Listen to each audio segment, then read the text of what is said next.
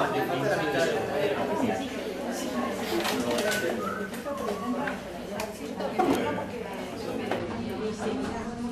La idea hoy es hablar de nuevo. La idea hoy es hablar de nuevo del dolor y el sufrimiento, pero lo vamos a hacer de una óptica distinta. Y lo vamos a hacer en conjunto con ustedes. Cuando nosotros le pusimos el término pensemos en lo que hacemos, la idea es tratar de mejorar nuestra práctica sobre la base de analizar cómo se está haciendo la medicina. Chekhov decía, el hombre llegará a ser mejor si le muestras cómo es. Y la forma de ver cómo somos, muchas veces, requiere de vernos en un espejo. Pero ¿qué espejo tenemos para la conducta humana? No existe un espejo que refleje la realidad de la conducta humana. Se refleja en la realidad de los demás. Son los demás, los otros, para los que nosotros trabajamos, o el resto de la sociedad, la que realmente nos dice cómo somos.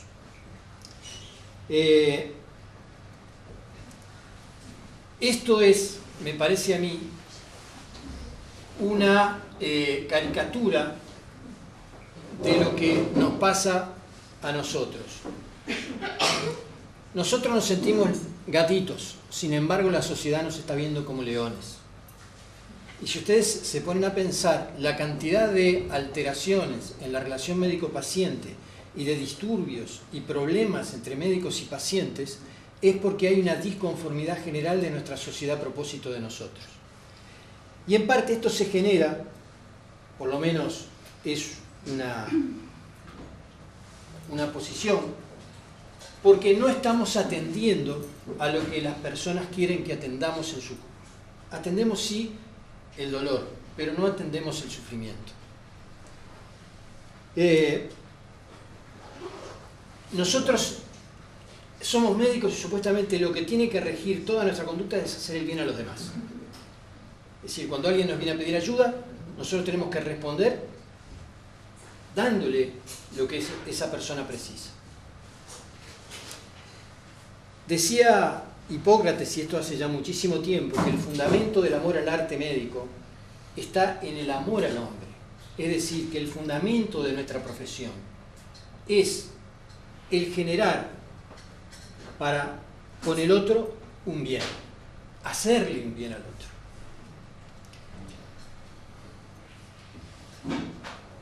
Esto es un poco más largo, pero tiene la misma base. Los médicos debemos hacer el bien a los demás por mandato moral, ¿verdad? Como todo el resto de los seres humanos, pero con las peculiaridades de una profesión que hace que la forma de hacer el bien sea distinta. No es lo mismo construir una casa, arreglar una mesa, que lo que nosotros hacemos. Actuamos sobre quienes sufren y están débiles, el primer punto. Lo segundo, predecimos su destino. Tercer punto, tenemos la sabiduría que nos da el poder de aliviar y cambiar a veces un destino fatal. Somos capaces en algunas circunstancias de poder evitar la muerte de las personas. Sí. Que el médico no solo actúa sobre quienes sufren y están débiles, sino también sobre los sanos también. Sí, señor. En el tema de la prevención y todo eso. Sí, señor. Porque somos capaces de predecir su destino. Somos capaces de adelantarnos y decir, si ustedes van por este camino, usted, señor, va a tener problemas con tal enfermedad. Paciente proviene de pacien, que significa sufriente. La definición de médico implica la existencia de otros, los pacientes, seres que sufren. Si no hubiera seres que sufren, o que tienen la potencialidad de sufrir en su futuro, los médicos no existirían. Existimos sobre la base de que existen personas que sufren o que son capaces de sufrir en el futuro. Por tanto, la esencia misma de la medicina se basa en la atención al sufrimiento. Esto ya lo vimos, infirmus, de dónde viene la enfermedad y de dónde viene la palabra clínica, que viene de clínica, que quiere decir cama y es la práctica de atender al paciente en la cama, de atender al paciente enfermo. Eso es la clínica. Los que hacemos clínica tenemos contacto directo con el paciente. Los que hacen paraclínica la tienen intermediada esa relación con tecnologías diversas. No hay una relación directa. Vimos cómo la enfermedad era el resultado de un proceso histórico y una construcción simbólica que está en permanente cambio. ¿Y qué es lo que hace la enfermedad en última instancia? Trata de explicar la debilidad, el sufrimiento y la muerte. Y lo hace, este proceso simbólico de construcción se ha dividido en dos ramas. Una rama que es la rama científica, que es la que nosotros tomamos como base para nuestro quehacer, que es el llamado modelo científico médico, que nos dice un linfoma hodgkiniano tiene como característica esencial la progresión de Prosch-Prosch, determinadas células que son características en la anatomía patológica, que va a tener un pronóstico de determinada manera y se trata de determinada otra. Todo esto ustedes se lo dicen a un Yanomami o a un individuo que se atiende normalmente en los hospitales nuestros y no entiende ni jota lo que estamos hablando. Porque nuestro modelo se ha independizado del modelo que habitualmente maneja la población en general, que trabaja sobre la base de un modelo antropológico. Así que el modelo científico es una construcción teórica inserto en un marco científico que además es contemporáneo y que va cambiando con el correr del tiempo, que explica en términos mecanicistas y con proyección práctica lo que le sucede al enfermo, así como las posibilidades de alivio o curación, aunque esto no sea siempre posible. Este es el ejemplo básico, por ejemplo, para explicar el dolor.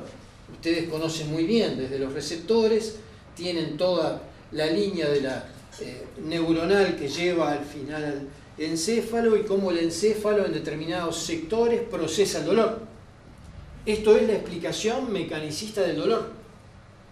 Y sabemos cómo puede, desde el punto de vista farmacológico, los distintos fármacos actuar en cada uno de esos niveles para quitar el dolor.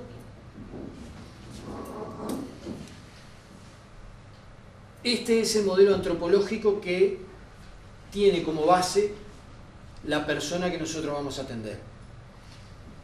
Una construcción simbólica con la que un paciente explica su malestar. Malestar es una palabra muy adecuada. Es estar mal. Malestar es estar vinculado a un mal. Y acá empiezan las implicaciones morales de las enfermedades en el modelo antropológico. Se integra con aspectos, como vimos en la exposición pasada, culturales, experiencias personales, esperanzas, valores religiosos, mitos, tradiciones ancestrales. Cuando nosotros estamos enfermos, mal estamos mal. Estamos, de alguna manera, absorbidos por el mal. Y esto, dicho así, parece absurdo, pero ya lo vimos montones de veces que decimos, ¿qué mal habré hecho yo para tener esta desgracia?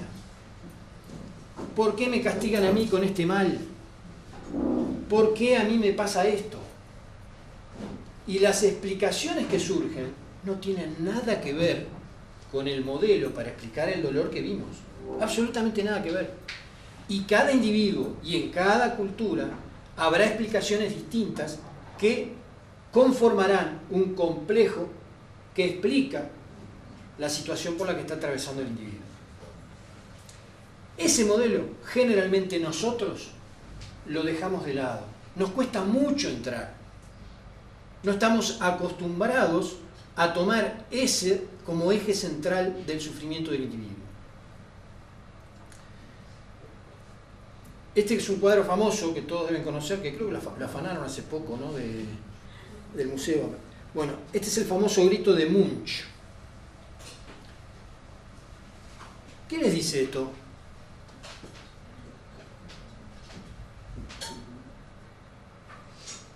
¿Les dice algo?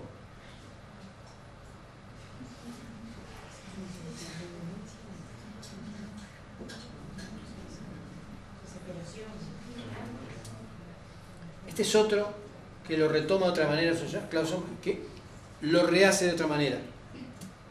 ¿Qué es esto? ¿Lo conocen? Esto es la Piedad de Miguel Ángel, donde supuestamente es la Virgen María con Jesús en sus brazos. ¿Qué le llama la atención de esto? ¿Hay algo que les pasa? ¿Qué ven ahí? ¿Qué les dice esto? No, para mí como que se ve que padece el que está sufriendo y la persona que siente la compasión también tiene una expresión de notar, o sea, como que tiene empatía por el paciente, por la persona que está mal. La Virgen María ahí no está, se nota como que, o sea, se le suena compasión. ¿Quién sufre más? ¿Quién sufre más? El que llora la muerte. El que llora la muerte.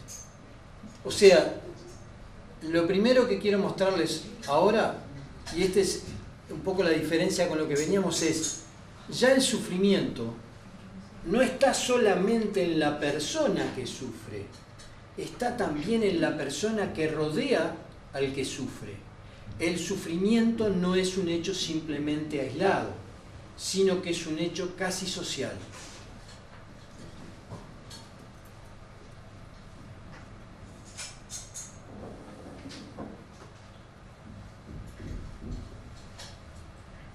La idea de esto es que sufrimos al ver sufrir. Y ahí la base de la medicina, aliviar el sufrimiento de congénere. ¿A qué voy con esto? Que gran parte de lo que le pasa a los pacientes nos pasa a nosotros. Y tenemos dos posibilidades. O lo aceptamos y sufrimos con el paciente, o nos separamos y nos aislamos del paciente. Son dos conductas distintas que las vamos a retomar después al final. O nos aproximamos al paciente o nos alejamos del paciente. Son dos posturas médicas. Podemos hacer exactamente lo mismo, podemos indicar exactamente lo mismo, pero son dos formas distintas de relacionarse con el paciente. En una se puede decir, bueno, corro el riesgo de sufrir mucho y padecer y que la medicina se me haga insoportable. Posible.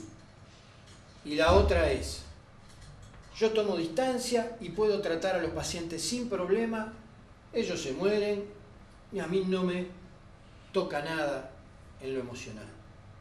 Eso es ficticio, eso es irreal, no existe eso. Es imposible estar al lado de alguien que sufre sin sufrir.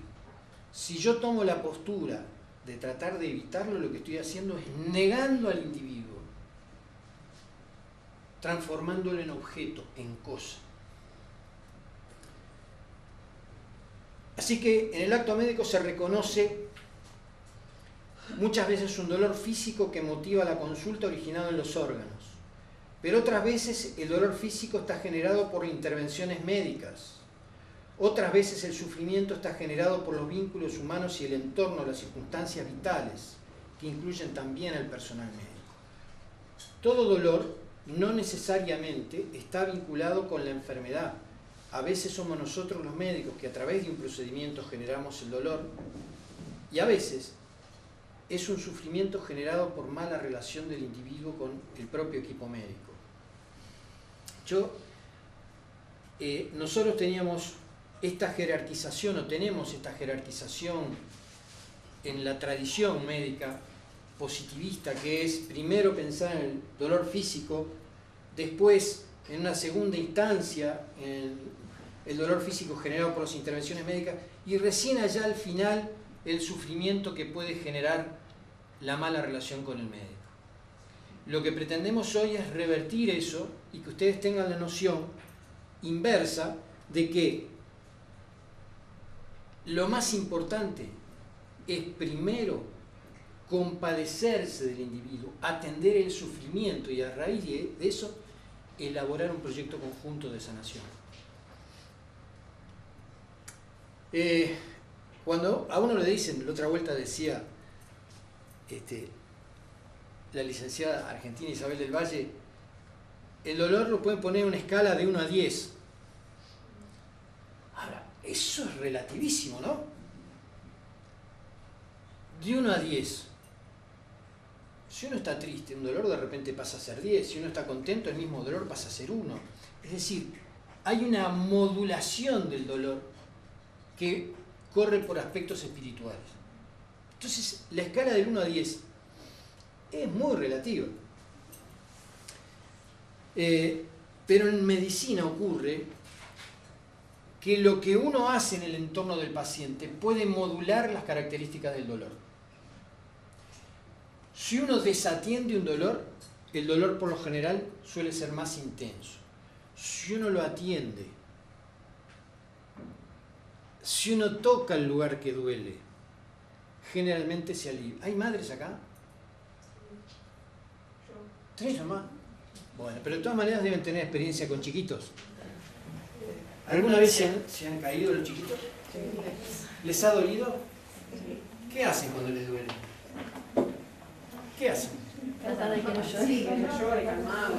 ¿Pero qué hacen? Los abrazar. ¿Qué es el sana-sana? Nadie sabe. ¿Qué es el sana-sana? ¿Qué es? Sana, culito de rana, si no sana hoy, sanará mañana. ¿Y qué pasa con el niño? Dejan de llorar. ¿Qué es lo que han hecho ustedes?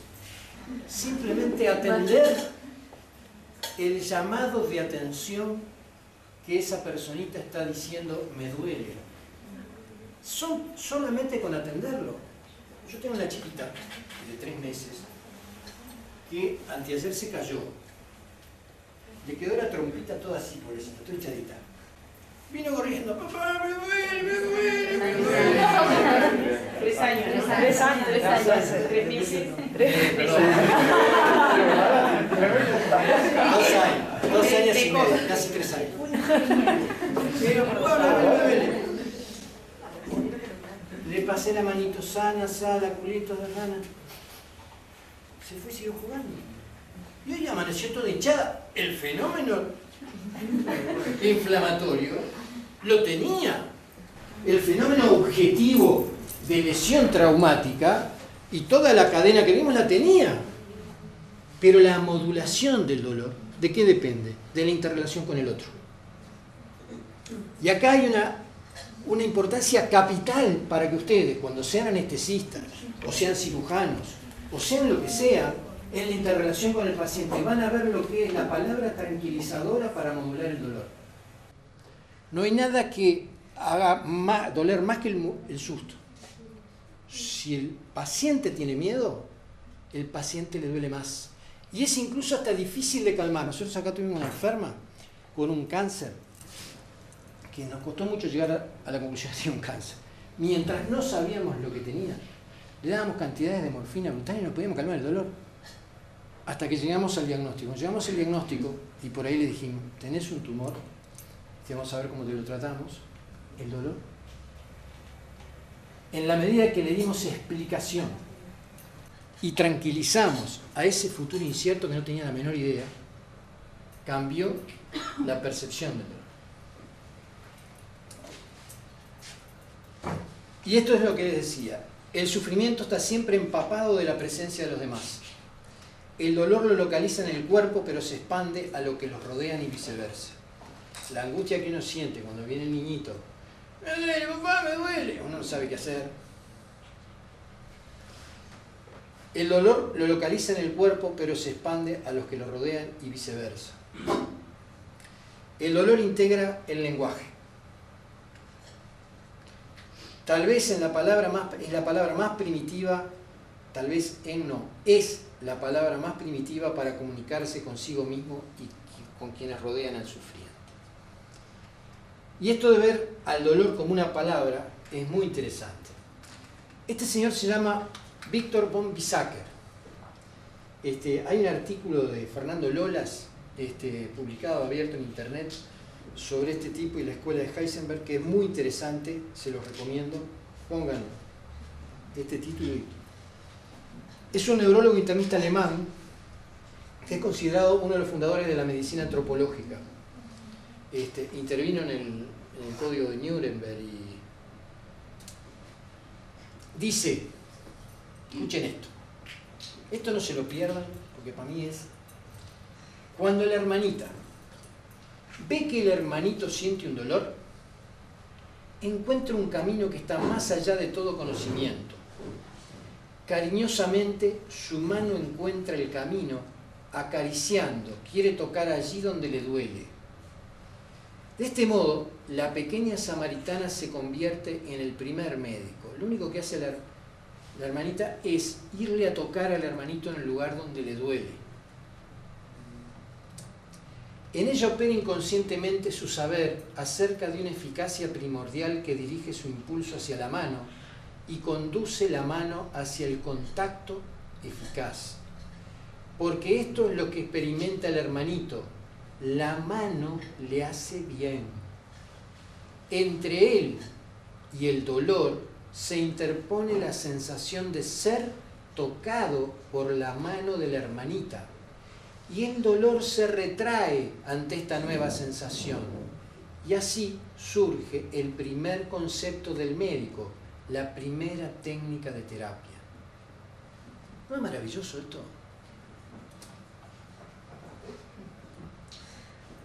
El tocarse el lugar donde le duele es uno de los gestos más primitivos. Cada vez que a uno le duele algo, ¿qué hace? Se frota el lugar donde le duele. Uno adivina dónde viene el dolor, porque viene... ¿Dónde le duele? La espalda. Viene así. ¿Qué le duele? La cabeza. ¿Verdad?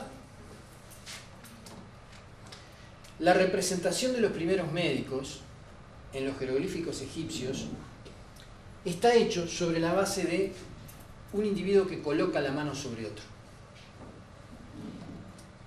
Lo mismo, Esculapio manipulando un paciente. Obsérvese la disposición de las manos tendidas hacia el enfermo.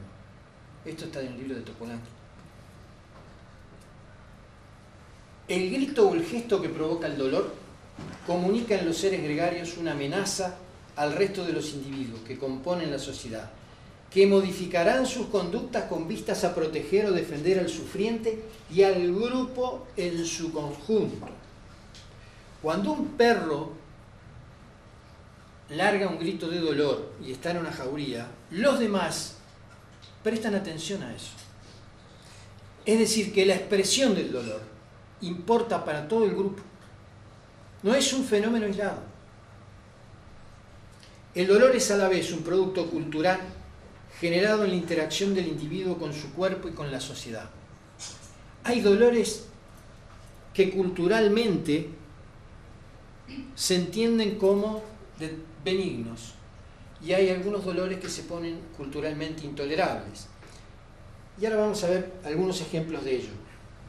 Pero antes de esto, el facies, el color de la piel, la actitud corporal, las manos, actos involuntarios, sonidos, gritos o quejidos, las palabras, todo esto comunica dolor y sufrimiento. Y no necesariamente tiene que ser la palabra me duele. Hay muchas palabras que pueden significar que me duele, sin decir que me duele. ¿Cómo se llama esto? Signo de... Un tal Levin se le ocurrió describir que en el Angor, una de las formas en que el paciente expresa el dolor está en las manos. Es decir, que para nosotros no solamente importa el liatidef, sino que hay un montón de cosas más que nos importa en la percepción del dolor y para poder darle la significación científica que queremos luego para poder actuar. Esto es lo mismo en el sentido que el dolor es como una botella tirada al mar que lleva un mensaje. Ayúdenme. El sufrimiento siempre impacta en el otro, demanda algo. Y esto es lo que yo les decía. Hay dos reacciones posibles. Uno ayuda, busca tocar, aproximarse, consolar, proteger, abrazar. O uno huye, evitando ver, tapándose los ojos, alejándose de la escena de diversas formas, desconociendo. pero uno no puede permanecer sin tomar alguna conducta. Porque el sufrimiento del otro no produce sufrimiento. Y ambas formas existen en la práctica médica. El dolor y el sufrimiento son palabras de un lenguaje entonces primitivo que reúne a los seres humanos sobre la base de la capacidad de sentir lo que el otro siente.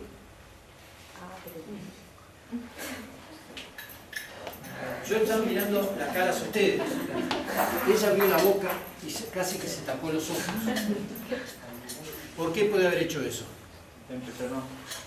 ¿Por qué? Porque le dolió a ella, se sintió en el lugar de él, del jugador. No permanecemos inertes frente al sufrimiento del otro. La imagen corporal del otro es nuestra imagen corporal y nos reconocemos en el otro.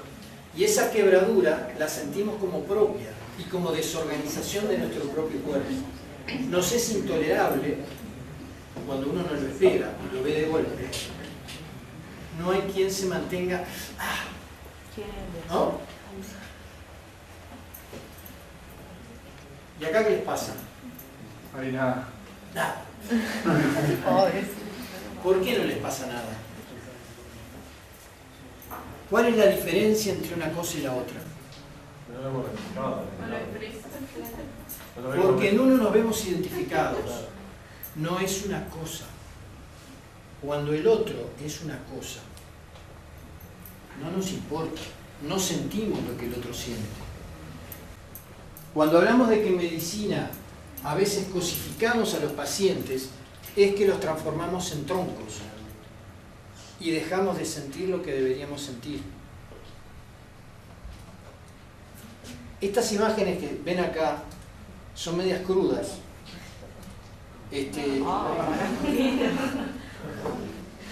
¿Qué les pasa? ¿Qué les pasa?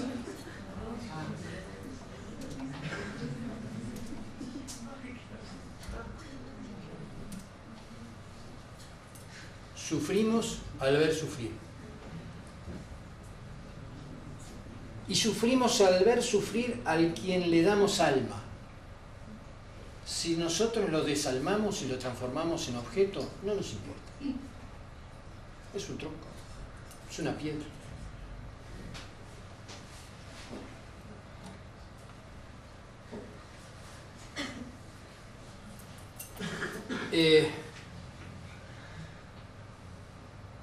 Esto lo voy a saltear.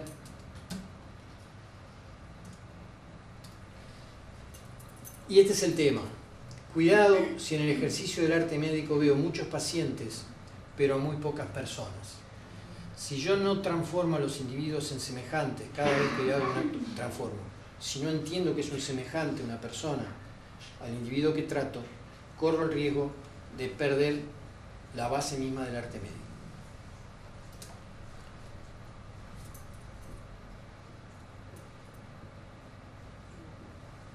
A ver, ustedes ya están en el Maciel.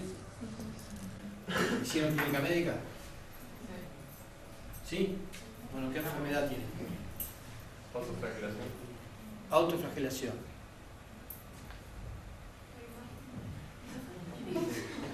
¿Ven o no ven?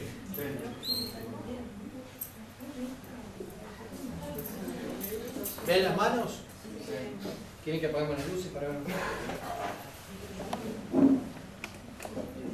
¿Qué enfermedad tiene este enfermo? Tiene una enfermedad primero.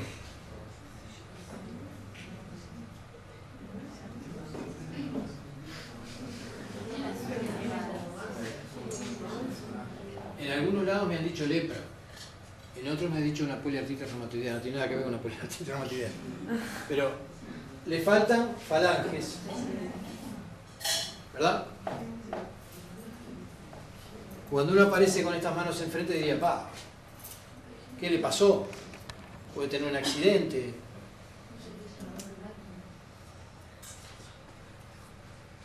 Los charrúas se amputaban algunas falanges de un dedo cuando moría un familiar cercano. ¿Cómo se explica? Ofrecían al fallecido parte de sí mismos para que los acompañara en el viaje al más allá. ¿No les dolería amputarse la falange? Sí, pero tenía un significado que está por encima del dolor. Las prácticas de las amputaciones de las falanges al morir un familiar es compartida por charrúas y otras tribus americanas y de Oceanía. De esta manera evitaban que el difunto además volviera a buscar al ser querido que se mantenía vivo. Siempre la humanidad tuvo mucho miedo a los muertos, por miedo que volvieran a buscarnos a los vivos. Por la misma razón, junto al cadáver se depositaban parte de sus pertenencias.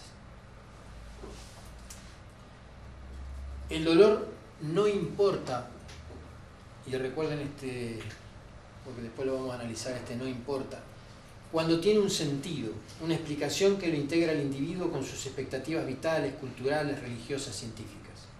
El dolor se hace intolerable cuando no tiene sentido ni explicación.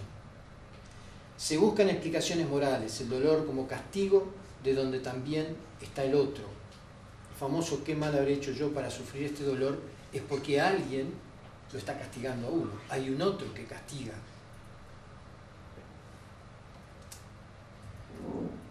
El dolor puede ser intolerable para el paciente, pero también para los que rodean al sufriente, al grado de despertar la agresividad para con el paciente, para consigo mismo, suicidios, o para con el personal médico.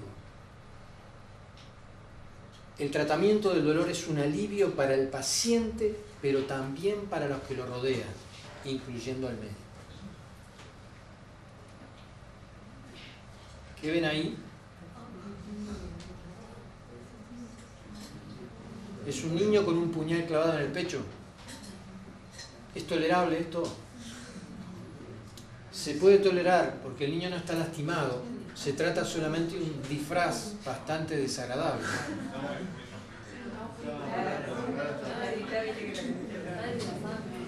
¿Qué busca el disfraz? ¿Qué busca el disfraz? Generar un impacto en los que están alrededor. El sufrimiento integra el lenguaje de los humanos y animales. Detrás del sufrimiento late siempre en última instancia la posibilidad de la muerte.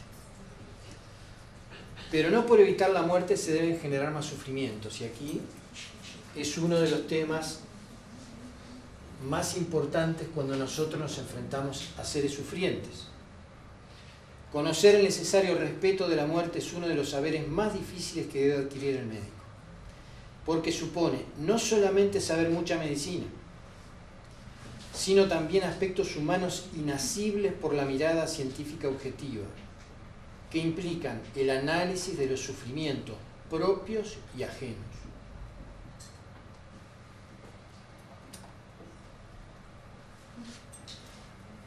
Ya está, Martínez, listo, ya está. Y lo está reanimando todavía adentro del cajón mientras lo están velando, mientras los otros están en pleno duelo.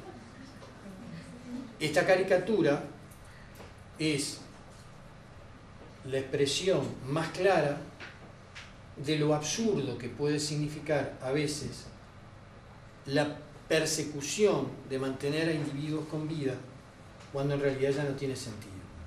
Pero ese tener sentido o no es muy difícil y depende de la forma en cómo ustedes se relacionen con el paciente, de los valores del paciente y de los valores de ustedes.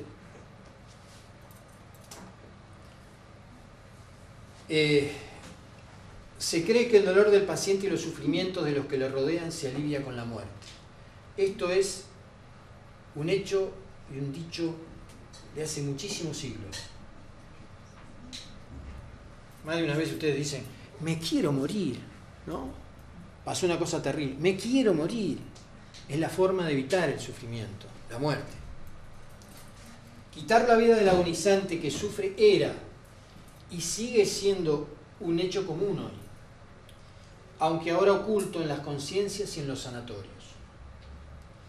La definición cambiante de la muerte ahora es responsabilidad de la tecnociencia, vinculada con una cultura que privilegia lo utilitario. Ya cuando hablemos de la muerte, más adelante vamos a volver sobre este tema.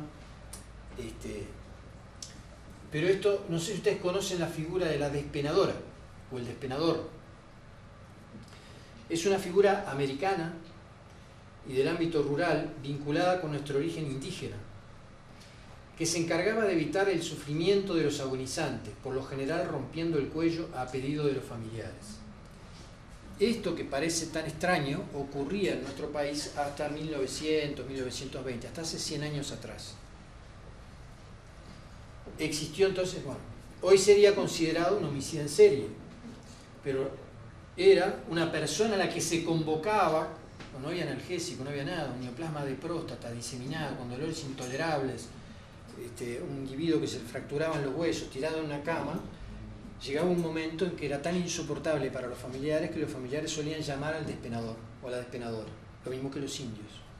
Entonces se le colocaba atrás, le agarraba la cabeza, la tiraba hacia atrás, le daba vuelta y fracturaba el cuello y causaba una muerte. Te pone una cara como diciendo, este tipo está loco.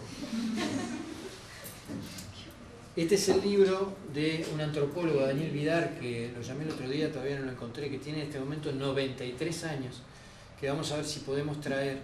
Es un antropólogo uruguayo muy importante, que tiene este librito que se llama La Despenadora y el CTI.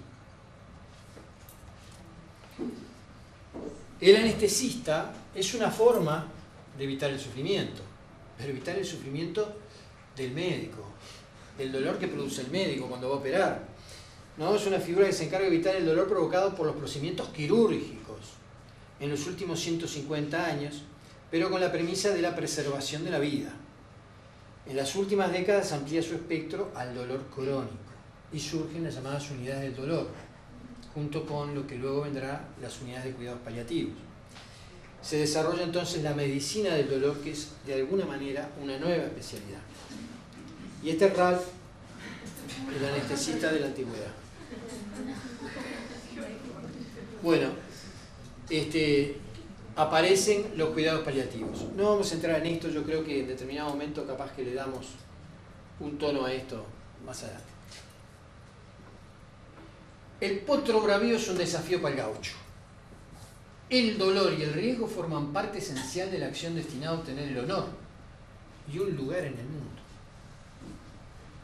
¿Algún gaucho de esto les puede provocar algún sufrimiento el dolor cuando se cae? Es más, forma parte de la hombría y de su honor. Yo atendí varias veces la Rural del Prado como médico de urgencia y tuve que atender a varios fracturados que venían ni mu. Y le decía, le voy a dar una inyección para calmar el dolor. Y el tipo dice, no, aguja no.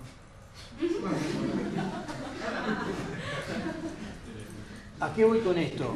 Fíjense ustedes el significado de una cosa y el significado de la otra. Depende ustedes dónde metan el significado del dolor, cómo se tolera el dolor. ¿Esto es deporte o violencia? ¿Qué les parece a ustedes? Todo depende del ojo, ve con un solo ojo. Todo depende del ojo con que se mire y de la definición. ¿Placer o sufrimiento? Hay muchas cosas en juego, no solamente el dolor.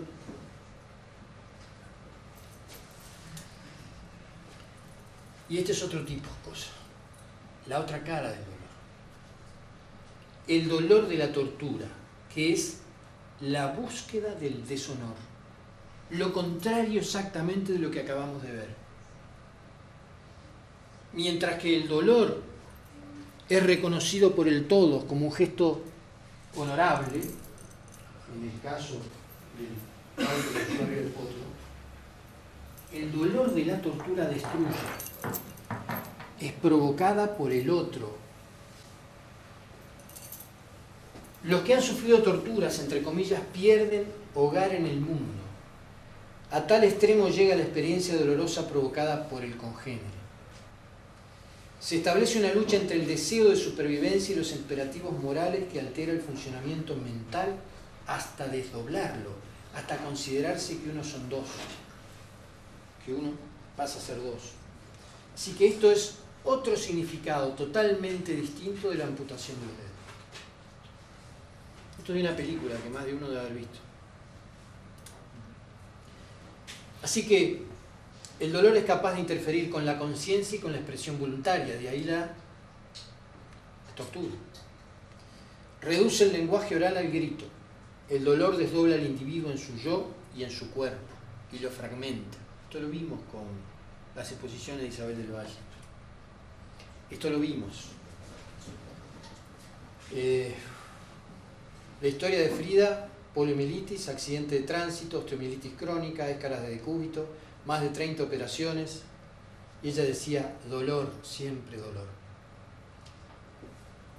Este es el árbol de la esperanza, manténme firme, decía, y fíjense cómo se desdobla en los cuadros. Ahí está Frida con Diego Rivera. Este es el cuadro al que hacía referencia Isabel del Valle, cómo encierra, quita la libertad de vivir. Esta es la otra que hacía referencia, que es la gacela atravesada por flechas. Y fíjense el desdoblamiento. Ella mantiene su cara, pero su cuerpo es de otro. Es un cuerpo animal que está herido por otro. Ese otro es el que lastima. Ese otro es el cazador. Y dice, poco antes de morir, murió por un tromboembolismo pulmonar en el 54, espero alegre la salida y espero no volver jamás.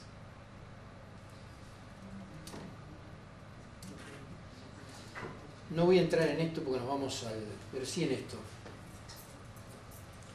El significado del dolor para el cristianismo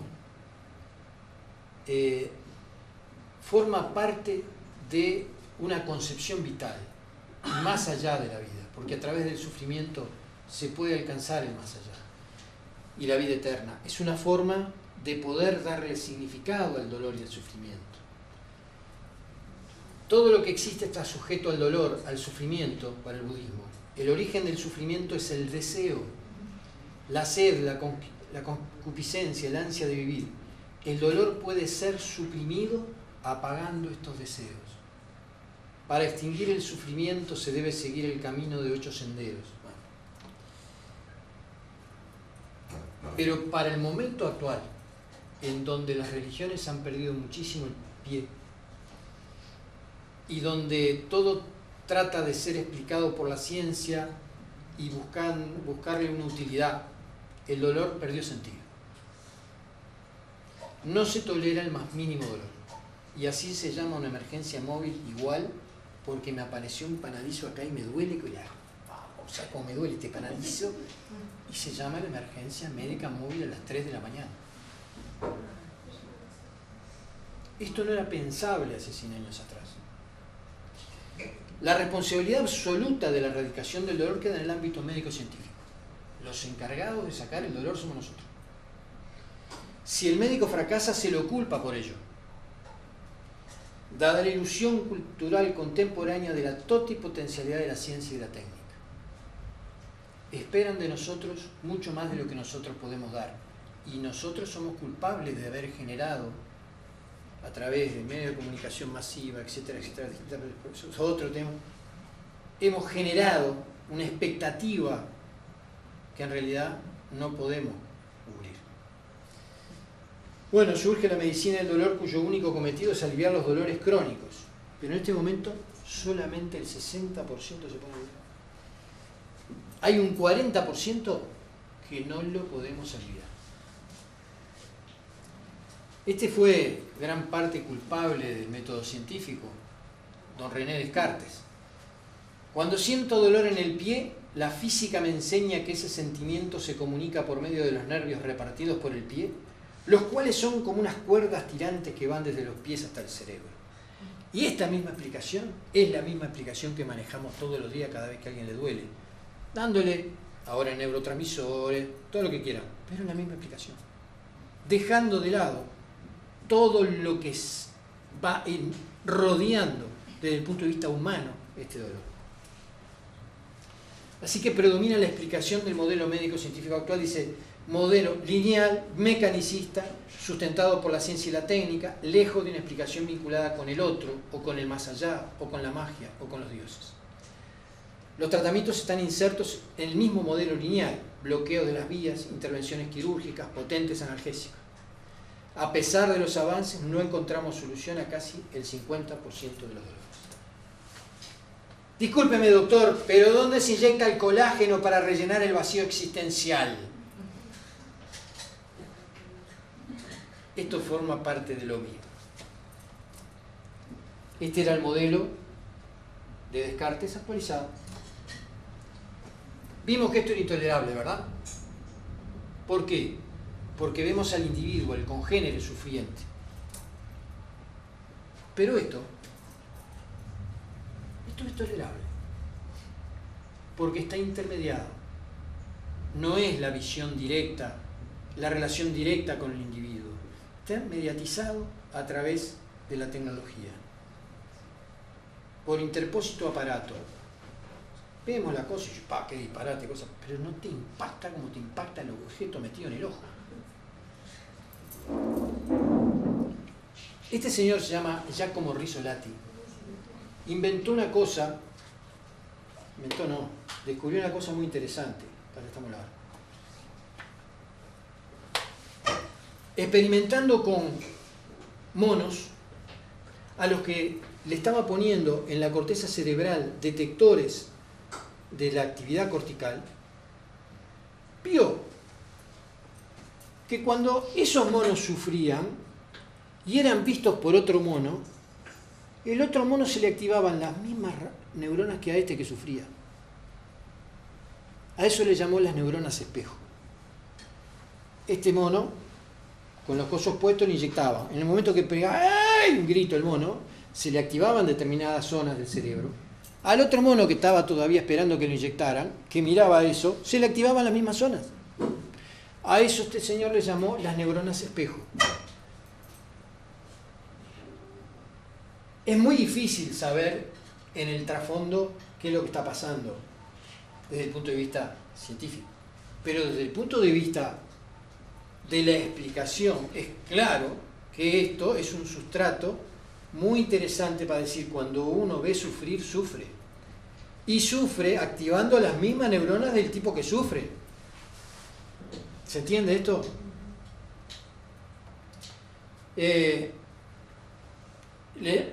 Después salieron algunos que le llaman las neuronas de la empatía o las neuronas del Dalai Lama. Decíamos, usando una metáfora, siento el dolor del otro, pero ahora sabemos que mis neuronas espejo pueden sentir literalmente tu dolor. Eso lo dice este tipo en 2007. Esencialmente la neurona es parte de una red que te permite ver el mundo desde el punto de vista de otra persona. De ahí el nombre de neurona espejo. Bueno, esto lo vamos a saltear. Cuando vamos al modelo científico, sin embargo, hay cosas que nos quedan totalmente por fuera. El dolor que no se puede aliviar. Tenemos todo explicado, pero el 40% de los dolores no lo podemos aliviar. El dolor de un miembro fantasma. Me sacan un miembro y me duele como si estuviera acá. El efecto placebo analgésico. Yo le doy a un individuo una aspirina y a otro azúcar, y un 30% de los dolores de cabeza se los saco, solamente con darle azúcar. Los cambios del dolor por cambios de estado de ánimo, alegría, distracción, angustia, temor, tampoco son explicados. Los efectos analgésicos de la hipnosis o de la acupuntura tampoco son explicados. Los efectos de la sola presencia tranquilizadora del médico tampoco son explicados. La fibromialgia y otras patologías psicosomáticas tampoco son explicadas. Y esto tampoco. Querida, dar una charla sobre la inapetencia sexual. ¿No querés que vayamos? Hoy no, me duele la cabeza. Hay dolores y dolores. Hay dolores y dolores. El dolor del parto es extremadamente variable de mujer a mujer. ¿Y qué es lo más importante para aliviar el dolor del parto? Que la mujer vaya sin temor. Mujer que va con miedo al parto sufre mucho más que la que va sin miedo. La que va sin miedo, por lo general, pasa un parto del que se siente además orgullosa, feliz. Les digo esto porque hay un señor que se llamaba Saki, que inició en nuestro país el parto sin dolor, que en realidad es el parto sin temor, que se basa en esto mismo.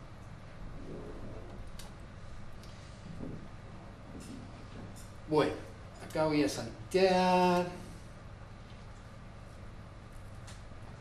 Esto es una exageración, pero quiero que lo tengan en consideración.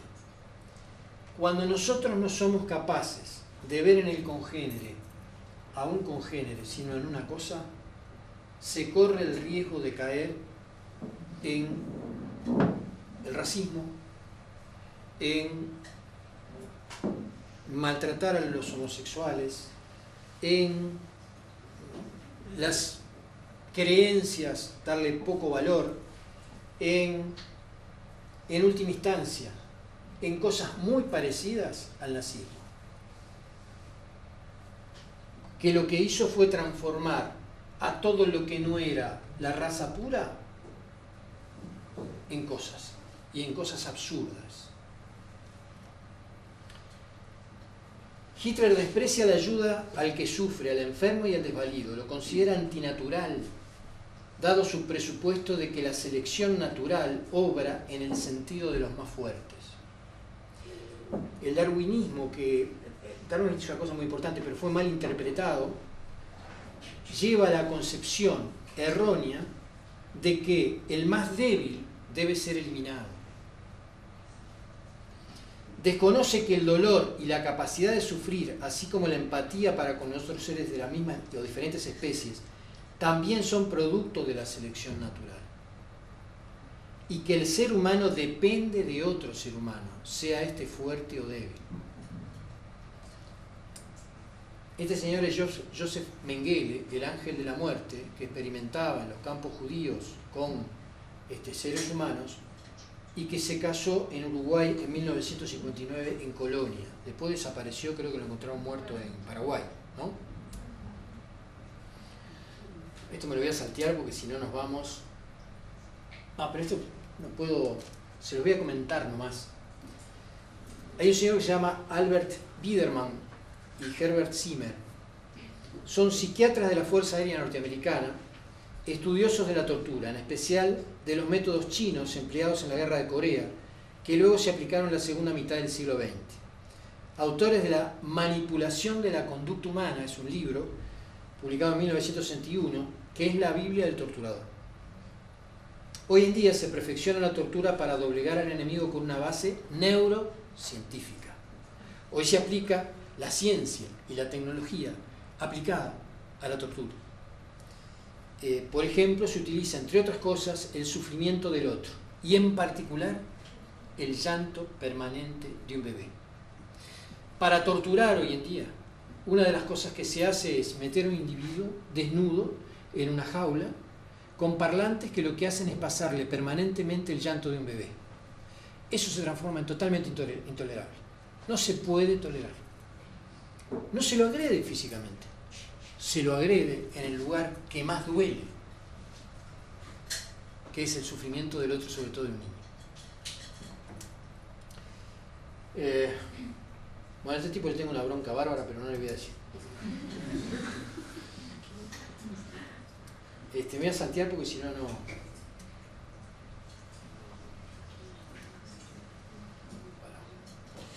Vamos a terminar acá con un cuento, así ustedes se reúnen en 4 grupos y analizan el cuento y después lo comentamos entre todos.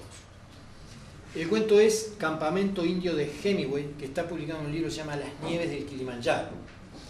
Hemingway es un escritor norteamericano, un tipo insólito, que fue a pelear con los aliados a Europa, le gustaba pescar pez espada, era cazador en África, y escribía como los dioses. El cuento se desarrolla en Norteamérica y el padre es médico y va con su hijo Nick a un campamento indio a atender el parto de una india que hacía varios días que quería parir y se había trancado seguramente por nada. Anda a saber qué causa, un cordón corto, vaya a saber qué causa. El asunto es que terminan haciendo una cesárea allí con una cortapluma prácticamente para sacar al niño. ¿está? En una tienda. Entonces, ¿a dónde vamos, papá?, preguntó Nick, el hijo. Al campamento indio. Hay una señora india que está muy enferma. Adentro, es decir, van en una canoa con un indio que los guía, van con un tío, el hermano del padre, y van hasta el campamento indio. Al llegar, adentro había una india joven acostada en una litera de madera. Hacía 2 días que trataba de dar a luz. Todas las viejas del campamento la habían estado ayudando. Los hombres se iban al camino y se sentaban a fumar en la oscuridad, lejos del ruido que hacía la mujer. Esta gritó justo cuando Nick y los 2 indios entraron en la choza siguiendo a su padre y al tío George. La mujer estaba en la litera inferior. Se veía un bulto enorme debajo de la colcha. Tenía la cabeza vuelta hacia un lado. En la litera de arriba estaba el marido. Se había cortado un pie con el hacha hacía 3 días. Estaba fumando en pipa. El cuarto olía muy mal. El padre de Nick, el médico, dio orden de que pusieran agua a calentar y mientras se calentaba el agua le habló a Nick. Esta señora va a tener un bebé, Nick, le dijo. Ya sé, dijo Nick. No, no lo sabe, dijo su padre. Escúchame, está sufriendo los dolores del parto. El bebé quiere nacer y ella quiere que nazca. Hace un esfuerzo con todos los músculos para que nazca el bebé. Eso es lo que sucede cuando grita. Ya veo, dijo Nick. Justo en ese momento gritó la mujer. Papá, ¿no puedes darle algo para que deje de gritar?, preguntó Nick. No, no tengo ningún anestésico, dijo su padre. Pero los gritos no importan. No los oigo, porque no importan. En la litera superior, el marido se volvió hacia la pared. Más tarde, cuando empezó a operar, el tío George y 3 indios sujetaron a la mujer. Esta mordió al tío George en el brazo y el tío George la maldijo y el indio joven que había remado se rió. Nick sostenía la palangana. Pasó mucho tiempo. Su padre tomó al bebé y le pegó para que respirara y se lo dio a la vieja. Fíjate, es un varón, Nick, dijo. ¿Te gusta ser médico? Sí, me gusta, dijo Nick. Miraba a otra parte para no ver lo que hacía su padre. Se inclinó sobre la mujer india, estaba quieta ahora y tenía los ojos cerrados, estaba muy pálida. No sabía qué le había pasado al niño ni nada. Volveré mañana, dijo el médico poniéndose de pie. La enfermera debe llegar de San Ignacio para el mediodía y traerá todo lo que necesitamos. Se sentía exaltado y conversador, igual que los jugadores de fútbol en el vestíbulo después de un partido. Un caso para los anales de la medicina, George, dijo, una cesárea con un cortaplumas y luego las puntadas con hilo de tripa. Vamos a echarle un vistazo al padre orgulloso, generalmente son los que más sufren en estos casos, dijo el médico. Debo reconocer que hizo silencio. Retiró la colcha dejando al descubierto la cabeza del indio. Cuando retiró la mano estaba húmedo. Se subió al borde de la litera inferior con la lámpara de la mano y miró. El indio yacía con el rostro vuelto hacia la pared. Se había cortado la garganta de oreja a oreja. Bueno, con este cuento ahora ustedes se reúnen en 4 grupos y tratan de analizar qué pasó acá. Si se pueden recuperar, tienen aliento suficiente.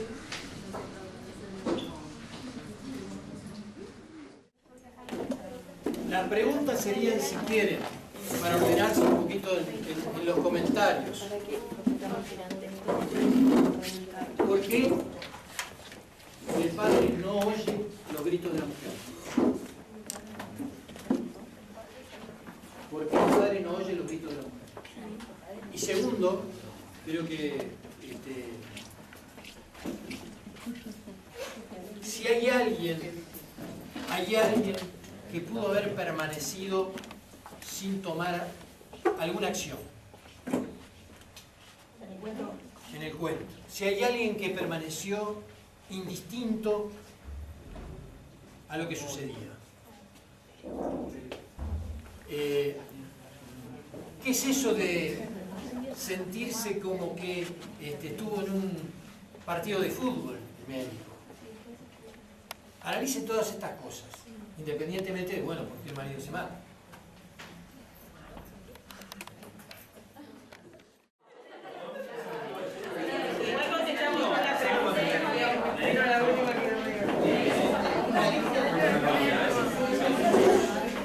Bueno, vamos. Bueno. ¿Todas las preguntas? Bueno. Bueno, de la primera pregunta que era... ¿Cuál era para la primera pregunta? ¿Por qué no escuchaba médicos? ¿Por qué el médico no escuchaba los gritos de la mujer? Nosotros pensamos que como para aislarse un poco de la situación y tratar de enfocarse a la tarea que tenía que hacer, trataba de no escuchar esos gritos, ¿no? Que quizás le interferirían en su trabajo. Más o menos lo que discutimos. Después las otras. No, lo otro era que estuvo bueno la forma como le explicó. Lo otro que decíamos, ahí va, que estuvo muy bien en la manera que le explicó al niño, que se enfrentaba a una situación que no era común para él, como por qué gritaba la madre, el tema de los músculos y todo lo demás, porque también considerando que el niño estaba ahí adentro de ese ambiente, podía ser que el niño se asustara, se pusiera a llorar o se desmayara, y también sería una distracción más además para ese médico que tenía que estar atendiendo a la señora, viendo al niño que estuviera bien. Después la parte para poner las otras preguntas. Si alguien puede haber permanecido sin tomar alguna acción, uno de los balseros que fue que se reía, porque en realidad el médico actuó, bueno, la mujer también, el marido se mató, quizás porque no aguantó el tema del dolor, ¿no? De estar con la mujer que gritaba hace 2 días, que primero se corta una pierna y después al final cuando el médico que ya terminó de atender a esa madre y supuestamente el bebé nace bien porque no lo dice, ¿no? Pero aparentemente el niño nació, no sé, supongo sin problema, él se ríe victorioso de esa referencia que hace a lo del partido de fútbol, como que dada todas las circunstancias y que el hombre no tenía nada, que no tenía instrumentales, que no tenía, como que bueno, pudo atender a la señora con un cortaplumas y la terminó cosiendo con un hilo de tripa, ¿no? Como que para dadas las situaciones, hizo magia y estuvo re bien. Cuando va a ver, dice, bueno, vamos a ver al padre, que ya lo había visto, que se había cortado una pierna y bueno, se encuentra con que se había degollado, ¿no? Se había cortado la garganta de oreja. Y después el niño que lo asistía, el hijo de él, Nick, y o sea que creemos que dentro de esa habitación el que pudo haber permanecido sin tomar alguna acción debe haber sido el balsero que se reía de la situación. A mí lo que me llamó la atención es cuando el médico entra, ¿no? Yo tengo como mucha imaginación, me manejé la señora ahí en el piso, las otras indias, el marido, el otro viene acostado. ¿Y no le llamó la atención que el tipo se hubiera cortado una pierna cuando entró? Lo que pasa es que lo que nosotros dijimos fue que en el momento el hombre evaluó la situación. Dijo, bueno, tengo una mujer que hace 2 días que tenía que haber parido y no parió. El hombre se cortó la pierna, lo que podría haber sido, que capaz que yo qué sé, estaba todo, no sé, grenoso, yo qué sé, el hombre dijo, bueno, primero atiendo a la mujer y sí, pero se tomó, tuvo el no iba a perder tiempo en calentar agua, explicarle al hijo, tuvo como determinados recaudos. Dijo un hombre, no sé, si estaba con, no recuerdo cuál es el texto del tema de estaba la pierna, arriba, en la litera de arriba, se había cortado la pierna. Nosotros pensamos que por eso, ¿no? Que en el momento evaluó la situación y dijo, bueno, mi prioridad es la mujer, el hijo no le iba a dejar afuera, supongo que mientras estaba calentándose el agua, por eso él explicó, él hizo eso ¿A ustedes les parece que vieron que en la litera de arriba estaba el marido, se había cortado un pie con el hacha hacía 3 días, estaba fumando el pipa? ¿A usted le parece que estaría muy dolorido? No, por eso yo lo interpreté otra cultura, yo lo interpreté como, no sé, que en otros lugares como que se hacen sacrificios o una manera de un autosacrificio, una apuesta de, no sé. Creo que el problema es que estaba cortando un árbol y por error se cortó el pie. No, nosotros no sabíamos, porque no sabíamos la parte Hicimos una película nosotros, no acordamos. Un accidente. Sí, esa parte Bueno. no nos acordamos. A ver, allá atrás. Bueno, nosotros, más o menos, está lo del quién es ya diferente, también lo del balsero. Lo que nos llamó la, o sea, pensamos un poco que el hombre se podría haber matado porque no había soportado el dolor, pero no concuerda mucho ahí con la imagen de que cuando llegan está fumando pipa.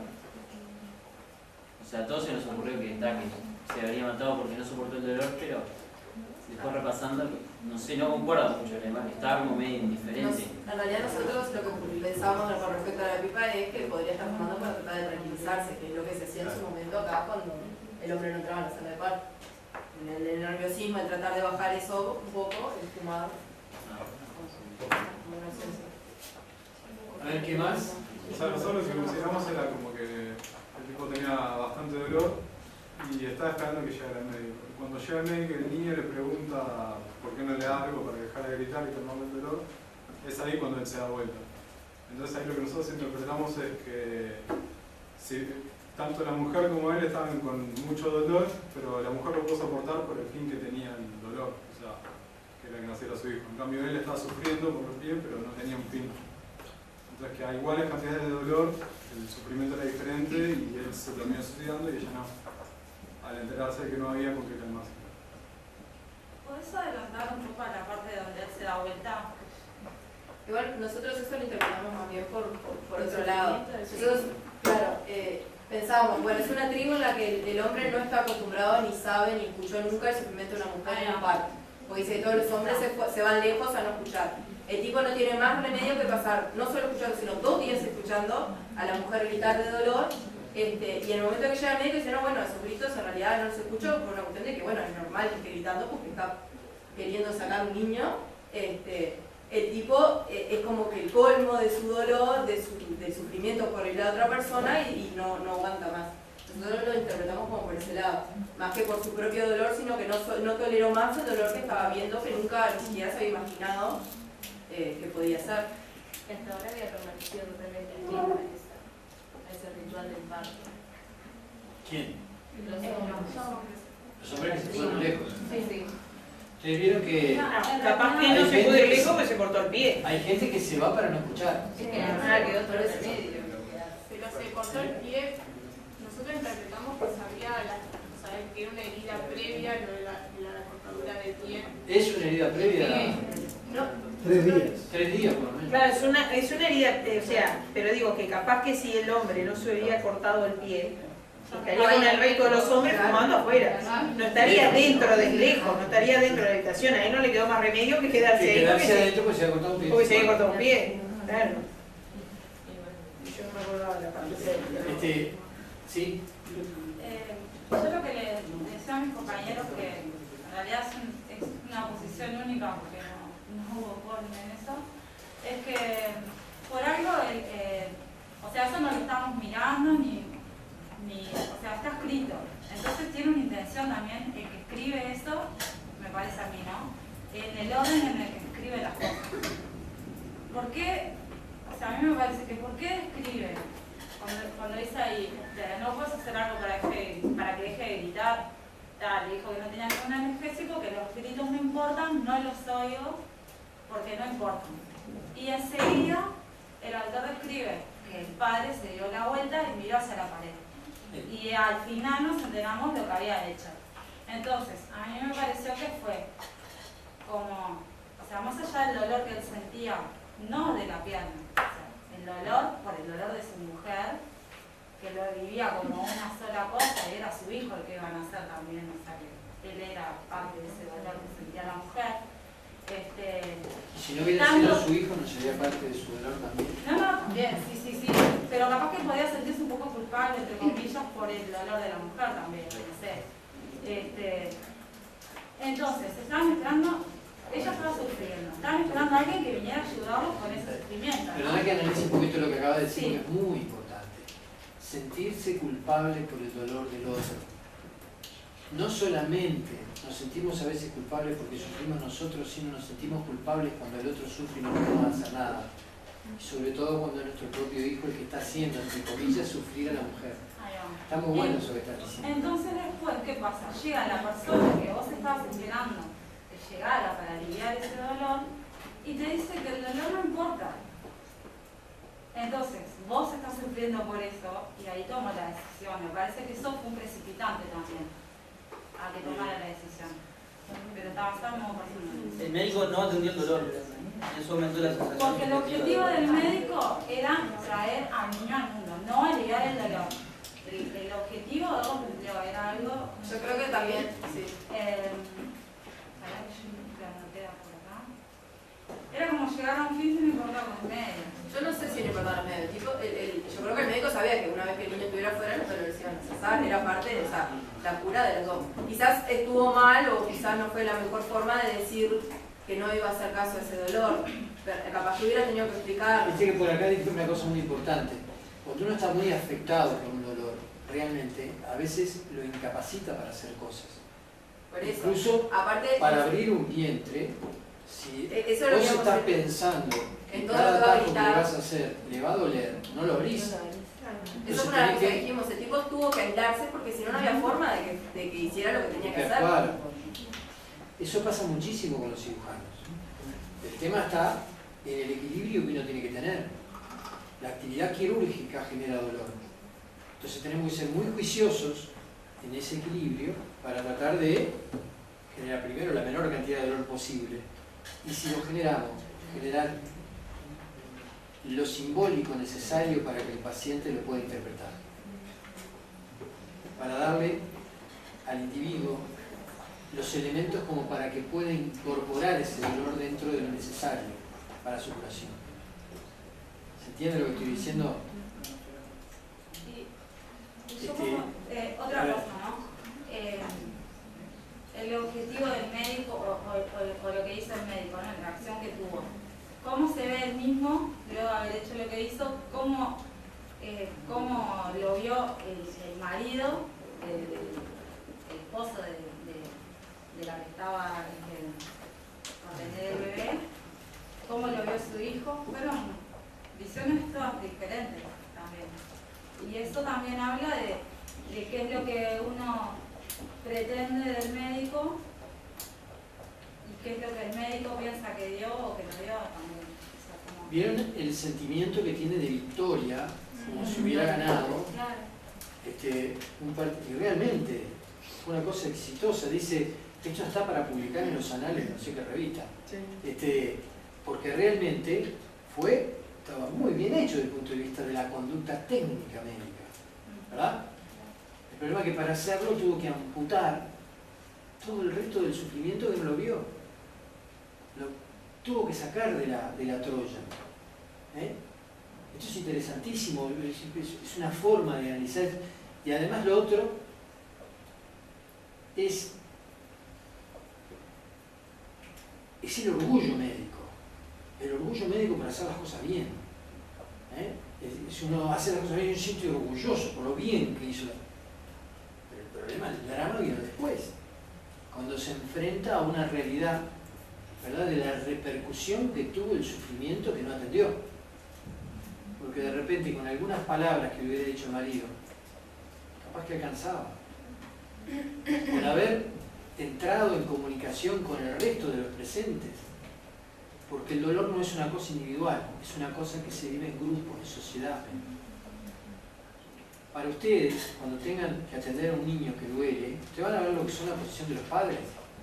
Bueno, ustedes imagínense lo que son padres a un niño con dolor y que viene el médico a tratarlo sin darle anestesia.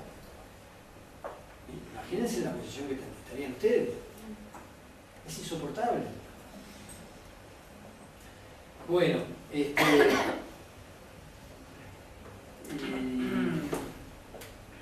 yo lo que quería mostrarles este cuento. Y acá miren que me salté montones de cosas, porque para poderlo sintetizar, estos puntitos suspensivos son un montón de cosas que le van dando al cuento todo un ambiente muchísimo más rico. Esto está estilizado, están las situaciones más interesantes para que ustedes las analicen. Pero si pueden, yo creo que debe estar publicado en internet, porque ya ahora está todo free en internet. Lean El campamento indio de las nieves de Kilimanjaro, lean el cuentito entero. Es un poco más extenso, no es mucho más extenso, pero van a ver el contexto que tiene, que todavía es más extenso y que permite analizar mejor esto. Bueno, los objetivos de este encuentro fueron sensibilizar frente al dolor y sufrimiento como premisa fundamental para todo acto médico. Lo segundo, mostrar las distintas dimensiones del dolor para facilitar su tratamiento. Tercero, ayudar a humanizar la práctica médica. Y como objetivo secundario fueron mostrar el dolor desde el punto de vista del modelo científico médico, pero considerando el modelo antropológico del paciente. Prevenir sobre la desorientación médica por dispositivos utilitarios del modelo técnico-científico-técnico para mantener la esencia del arte, el otro, mi igual y la atención primordial del sufrimiento y el dolor. ¿Está? Bueno, hasta acá lo de hoy. Ahora, en esos papelitos que tenemos ahí, vamos a hacer lo siguiente. Tenemos, para contestar con nombre, tendríamos que dar otro papelito más para contestar sin nombre, que se lo pasamos ahora. Pero ahora, para contestar con nombre y que nosotros podamos evaluar a ustedes, contesten lo siguiente.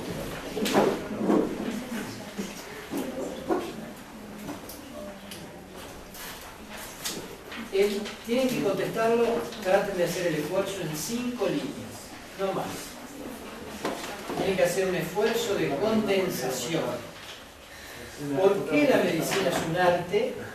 ¿Y qué diferencia hay entre el dolor y el sufrimiento? Esto ya lo vimos varias veces, pero creo que son el centro de las exposiciones que hemos realizado hasta ahora. ¿Por qué la medicina es un arte? ¿Y qué diferencia hay entre el dolor y el sufrimiento? Son esas con nombre, pongan el nombre y la forma como podamos identificarlo para poderlos evaluar.